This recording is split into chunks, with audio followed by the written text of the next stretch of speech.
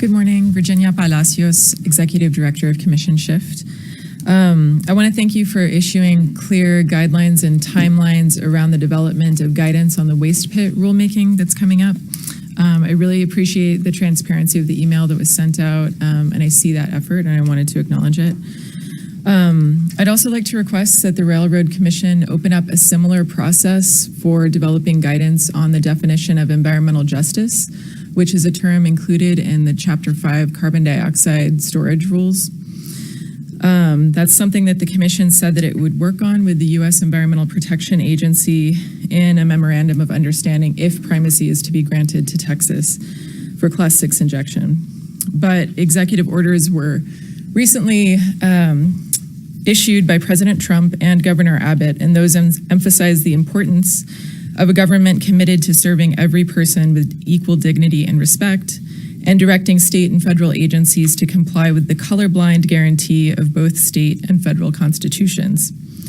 But these executive orders also aim to eliminate initiatives related to diversity, equity, and inclusion, and environmental justice, and therefore they are self-contradicting.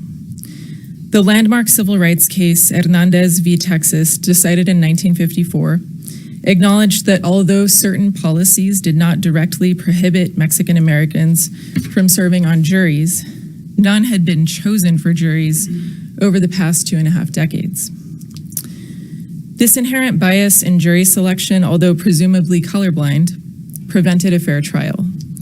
In order to ensure justice and equality, we therefore have to acknowledge race and disproportionate impacts faced by racial groups and other populations that are susceptible to environmental impacts. The Railroad Commission's carbon dioxide rules include requirements for permit applicants to do additional outreach to environmental justice communities and limited English-speaking household communities. We appreciate that these were included, although we had asked for something that addressed disproportionate impacts and cumulative impacts. For people impacted by oil and gas pollution, distance from Austin, dealing with pollution on their lands, and dealing with illnesses seem to be the greatest barriers to their participation at the Railroad Commission. Some people face added barriers based on race, income, or language. In order to achieve equality and justice, we must acknowledge and remedy the fact that some communities face greater barriers to participating in government. Thank you. Thank you. Thank you. Thank you for being here.